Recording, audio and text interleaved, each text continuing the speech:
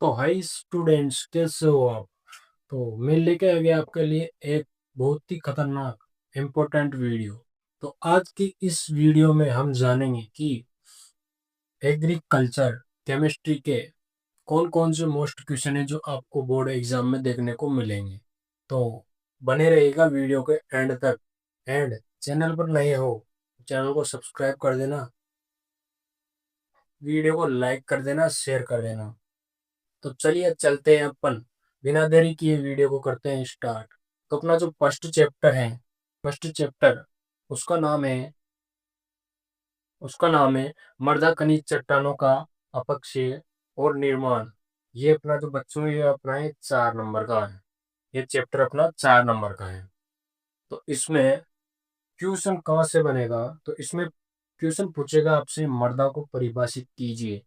तो आपको बता दें कि मृदा जो मृदा है वह जो सोइल मृदा मृदा है वह लैटिन भाषा के लैटिन भाषा के सोलम शब्द से मिलकर बनी है। क्या बच्चों? लैटिन भाषा के सोलम शब्द से मिलकर बनी है, जिसका अर्थ होता है क्या? उसका अर्थ होता है फ्लोर या फर्श।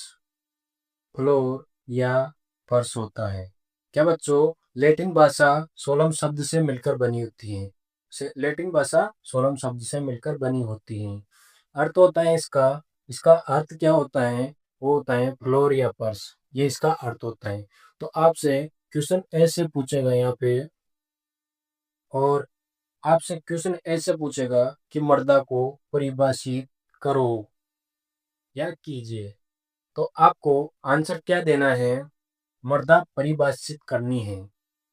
तो आपको आंसर क्या देना है? तो मृदा शब्द है, मृदा लैटिन भाषा के सोलम शब्द से बना है, जिसका शाब्दिक अर्थ फ्लोर या फर्श होता है। तो आपको आंसर दे देना है, मृदा शब्द लैटिन भाषा के सोलम शब्द से बना है, जिसका शाब्दिक अर्थ फ्लोर या फर्श होता है। अब इसके बारे में कुछ एक दो आपको विशेषता भी लिखनी है। तो विशेषता क्या लिखनी है?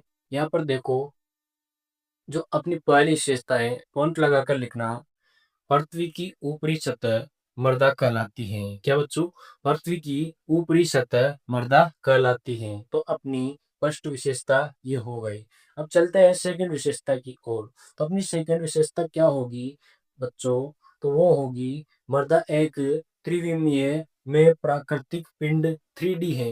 मृदा एक त्रिविमीय में प्राकृतिक पिंड 3D है, जिसमें लंबाई, चौड़ाई व गहराई होती है।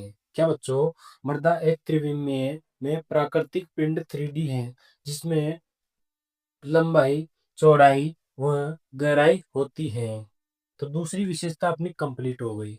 चलते हैं तीसरी विशेषता की ओर। तो आपको ऐसे करके 2 या 3 विशेषता यहाँ पर लिख देनी है। तो तीसरी विशेषता अपनी क्या है? मृदा। तीसरी विशेषता है, तीसरा पॉइंट लगाकर लिखना, मृदा जो कि पृथ्वी की ऊपरी सतह होती है, जिसमें विभिन्न कार्बनिक व खनिज पदार्थ पाए जाते हैं। क्या बच्चों? मृदा जो कि पृथ्वी की ऊपरी सतह होती है, जिसमें विभिन्न कार्बनिक व खनिज पदार्थ पाए जाते हैं। क्या बच्चों? ये हो गई अपनी तीसरी विशेषता। तो इस क्वेश्चन को यहीं पर समाप्त कर देना। तो अब आपसे एक क्वेश्चन यहाँ से ये भी बनेगा कि मृदा शब्द जो है वह मर्दा जो शब्द है उसका शाब्दिक अर्थ क्या होता है? तो आपसे ये क्वेश्चन पूछ सकते हैं। क्या यह क्वेश्चन आपको एग्जाम में देखने को मिल सकता है? प्रश्न है अपना, मर्दा शब्द का शाब्दिक अर्थ क्या होता है? तो ये आपको 1 नंबर में पहुंच सकता है ना। तो आपको इसका आंसर देना क्या है? तो मर्दा जो शब्द है उसका शाब्दिक अर्थ होता है, उसका शाब्दिक अर्थ फ्लोर या फर्श होता है। क्या होता है बच्चों? शाब्दिक अर्थ फ्लोर या फर्श होता है। तो चलते हैं अगले नेक्स्ट क्वेश्चन की ओर। तो बच्चा, अपना अगला जो क्वेश्चन है वो ये पूछा जा सकता है कि मृदा की विशेषताएं लिखी है। तो आपसे पूछा जा सकता है कि मृदा की विशेषताएं लिखिए। तो आपको क्या करना है। तो मर्दा की विशेषताएं पूछे तो उसमें आंसर आपको क्या करना है कि एक मर्दा एक प्राकृतिक पिंड है, कि मर्दा एक प्राकृतिक पिंड है जो पादप वृद्धि के लिए प्राकृतिक माध्यम उपलब्ध कराता है, कि मर्दा एक प्राकृतिक पिंड है जो पादप वृद्धि के लिए एक प्राकृतिक माध्यम उपलब्ध कराता है, अर्थात मर्दा का कृत्रिम रूप से संश्लेषण नहीं किया जा सकता। क्या बच्चा, एक बार दोबारा देखना। मर्दा एक प्राकृतिक पिंड है जो पादप वृद्धि के लिए प्राकृतिक माध्यम उपलब्ध कराता है, अर्थात मर्दा का कृत्रिम रूप से संश्लेषण नहीं किया जा सकता। तो ये हो गया अपना एक क्वेश्चन। अब चलते हैं अगले नेक्स्ट क्वेश्चन की ओर। इसके बाद आपको इसी क्वेश्चन में पॉइंट लगाकर लिखना है। क्या लिखना है बच्चा? तो आपको लिखना है मर्दा के विभिन्न शस्त्र या भेद होते हैं। मर्दा के विभिन्न शस्त्र या भेद होते हैं जो कि पदार्थों का संचयन, स्थानांतरण, संचार या संचरण के कारण मर्दा भिन्न भिन्न रूप में होती हैं। क्या बच्चा, एक बार दोबारा देखना।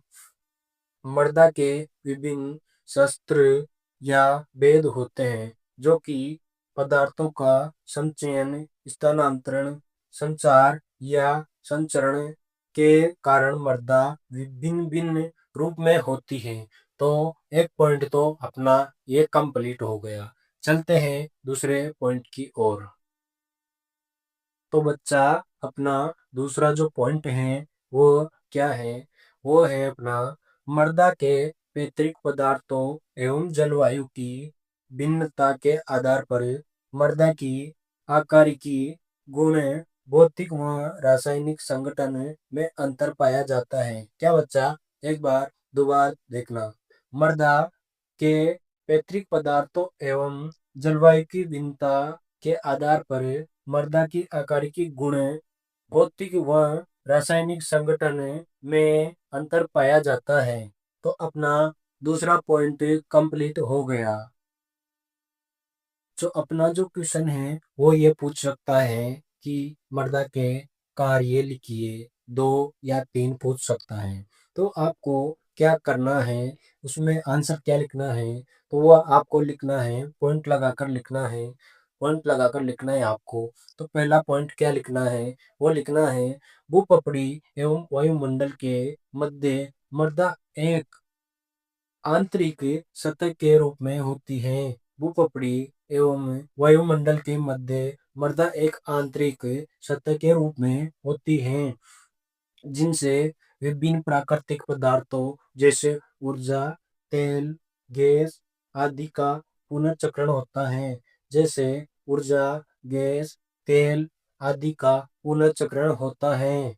और अपना सेकंड पॉइंट जो है वो आपको लिखना है मृदा पौधों को यांत्रिक आधार, जल एवं पोषक तत्व प्रदान करती है तथा पादप की जड़ों को ऑक्सीजन का संचयन करती हैं।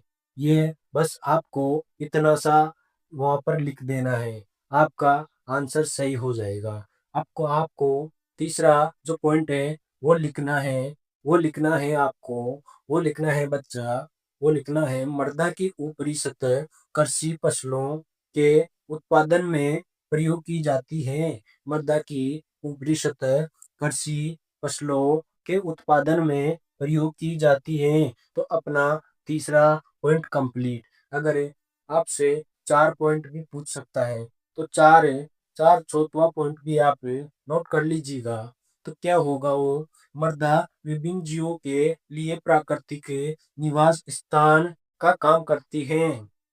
क्या बच्चा, मृदा विभिन्न जीवों के लिए प्राकृतिक निवास स्थान का काम भी करती है। तो अपना चौथा पॉइंट भी क्लियर।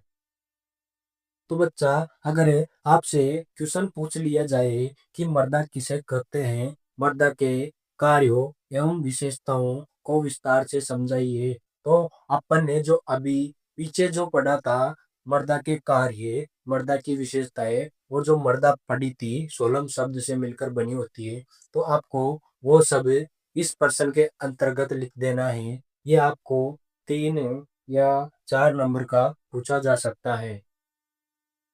तो बच्चा, जो अपना नेक्स्ट क्वेश्चन है वो बहुत ही इम्पोर्टेंट होने वाला है, तो आप इसको जरूर से नोट कीजिएगा। तो अपना जो नेक्स्ट क्वेश्चन है वो आपसे ये पूछ लिया जाएगा कि पेडोलॉजी क्या है या पेडोलॉजी किसे कहते हैं, इसके बारे में आपसे पूछ लिया जाएगा। तो आपको क्या बताना है, वहां पर आपको आंसर में लिखना है मर्दा को एक प्राकृतिक रूप माना जाता है, कि मर्दा को एक प्राकृतिक रूप माना जाता है। क्या बच्चा, कि मर्दा को एक प्राकृतिक रूप माना जाता है। इसके अंतर्गत मर्दा का जन्म, निर्माण व वितरण आदि का अध्ययन किया जाता है। क्या बच्चा, इसके अंतर्गत मर्दा का जन्म, निर्माण व वितरण आदि का अध्ययन इसमें किया जाता है। ये आपकी पेडोलॉजी वाला क्वेश्चन समाप्त है। आपको सेकंड नंबर पर जो क्वेश्चन है वह आपको पूछ लिया जाएगा, मृदा शास्त्रीय यानी कि इडेपोलॉजी क्या है या इडेपोलॉजी किसे कहते हैं। तो आपको यहाँ पर करना है आंसर में, इसके अंतर्गत मृदा का उच्चतर पादपों के साथ संबंधों का अध्ययन किया जाता है। क्या बच्चा, इसके अंतर्गत मृदा का उच्चतर पादपों के साथ संबंधों का अध्ययन किया जाता है। तो ये अपना इडेपोलॉजी और पेडोलॉजी समाप्त है। तो बच्चा, नेक्स्ट क्वेश्चन आपसे पूछ लिया जाएगा कि मृदा के मुख्य 4 अवयव कौन कौन से होते हैं। तो आपको आंसर में क्या करना है, तो आपको पहला तो कर देना है खनिज पदार्थ। ये कोष्टक ब्रैकेट में आपको कर देना है कितना पाया जाता है, 45%। कितना, 45%। सेकंड जो है वो आपको कार्बनिक पदार्थ कर देना है, जो कितना होता है मृदा अवयव में, वो 5% होता है। जो थर्ड है, तीसरा जो है अपना वो वायु है। वायु कितना पाया जाता है मृदा अवयव में, ये 25% पाया जाता है। और जो जल है वो भी 25% पाया जाता है। तो आपको यहाँ पर ये चारों मुख्य 4 अवयव लिख देने हैं। चलते हैं नेक्स्ट क्वेश्चन की ओर। तो बच्चा, आपको जैसे पूछ लिया जाएगा प्रश्न में, मृदा का आयतनात्मक संगठन को परिभाषित कीजिए। क्या बच्चा, मृदा का आयतनात्मक संगठन को परिभाषित कीजिए। तो आपको करना क्या है, आपको यह करना है एक गोल गोल गोला बनाना है, जिसमें आपको जिसके 4 भाग करने हैं, 4 भाग करने हैं।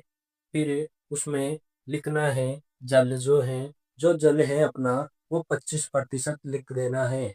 और वायु जो है वो अभी आपको 25% कर देना है। और जो खनिज पदार्थ हैं जो अभी पहले बताए थे मैंने, इससे पहले जो खनिज पदार्थ हैं वो आपको 45% इसमें कर देना है। और जो कार्बनिक पदार्थ हैं वो आपको 5% इसमें कर देना है। और इधर जो है, इधर के भाग को, जो जल एवं वायु है, उसको रंध्रावकाश कहेंगे। क्या कहेंगे बच्चों, रंध्रावकाश कहेंगे। और जो इधर का खनिज पदार्थ एवं, ये मतलब ये जो जल एवं वायु है, ये किसके रूप में पाया जाता है, तो ये रंध्रावकाश के रूप में पाया जाता है। और जो इधर के जो खनिज पदार्थ एवं कार्बनिक जो पदार्थ है, वो आप यहाँ पर ठोस पदार्थ के रूप में पाया जाता है। जो दोनों तरफ रंध्रावकाश 50% होता है और ठोस पदार्थ भी 50% होता है। तो ठीक है बच्चों, आज की क्लास को यहीं पे समाप्त करते हैं, और अगली वीडियो यहीं से आगे शुरू करेंगे। तब तक के लिए आप इस क्लास को नोट कीजिए, पढ़िए और देखिए, और अपने हमारे डीवीजी एजुकेशन चैनल को सब्सक्राइब करना ना भूलें, और वीडियो को लाइक कर देना और शेयर कर देना। तब तक के लिए गुड बाय, और वीडियो को लाइक शेयर जरूर कर देना। तब तक के लिए गुड बाय।